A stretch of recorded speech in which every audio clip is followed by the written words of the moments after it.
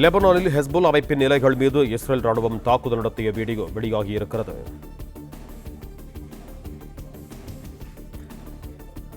லெபனானில் ஹெஸ்புல் அமைப்பின் நிலைகள் மீது இஸ்ரேல் ராணுவம் தாக்குதல் நடத்திய வீடியோ வெளியாகியிருக்கிறது. ஹெஸ்புல் அமைப்பின் நிலைகளை தாக்கி அடித்த வீடியோவை வெளியிட்டிருக்கிறது இஸ்ரேல் ராணுவம். கூடுதல் விவரங்களை பகிர்ந்து கொள்கிறார் எமது செய்தியாளர் நிரஞ்சன். நிரஞ்சன், நீங்க தொடரலாம். ஹிஸ்புல்லா அமைப்பை குறிவைத்து தற்பொழுது இஸ்ரேல் தாக்குதல் நடத்தி இருக்கின்றது.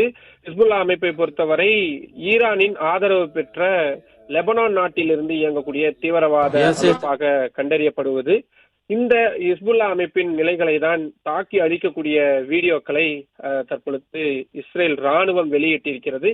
ஈரானுக்கு ஆதரவாக செயல்பட்டதாகவும் இஸ்ரேலை நோக்கி குறிவைத்ததாகவும் தான் ஹிஸ்புல்லா மீது இந்த தாக்குதலை நாங்கள் நடத்தி இருக்கிறோம் என்று சொன்னதோடு மட்டுமில்லாமல் அதற்கான வீடியோவையும் வெளியிட்டிருக்கிறார்கள்.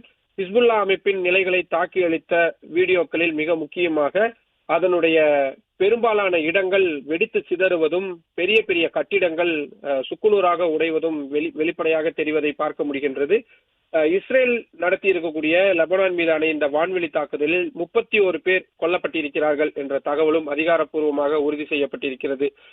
ஹிஸ்புல்லா அமைப்பு தொடர்ச்சியாக ஈரானுக்கு வழங்கி வரக்கூடிய அந்த ஆதரவை நிறுத்தும் வரை எங்களது இந்த தாக்குதல் தொடரும் என்றும் இஸ்ரேல் ஒரு எச்சரிக்கை என்பதையும் கொடுத்திருக்கிறார்கள். விண்ணை முட்டும் அளவிற்கு அந்த புகை மேகங்கள் எழுவதையும் பார்க்க முடிகின்றது. வெடிச்சத்தம் என்பது லெபனானின் பல்வேறு பகுதிகளிலும் பரவி வருவதை பார்க்க முடிகின்றது. பொதுமக்களின் இயல்பு வாழ்க்கை முழுமையாக முடங்கி போயிருக்கிறது. அனைவரும் பதுங்கு குழிக்குள் நுழைந்திருக்கிறார்கள், தஞ்சம் புகுந்திருக்கிறார்கள் என்பதையும் பார்க்க முடிகின்றது. நேற்று இரவு முழுவதுமே விடிய விடிய அந்த ஏவுகணை தாக்குதல் என்பது லெபனானின் பல்வேறு நகரங்களின் மீது நடத்தப்பட்டிருப்பதை பார்க்க முடிகின்றது. அதிநவீன ஆயுதங்களும் இந்த தாக்குதலில் பயன்படுத்தப்பட்டிருக்கிறது. பிளே ஸ்டோர் மற்றும் ஆப் ஸ்டோரில் இருந்து பாலிமர் செயலியை QR கோடு மூலம் பதிவிறக்கம் செய்யுங்கள். செய்திகளை உடனுக்குடன் பெறுங்கள்.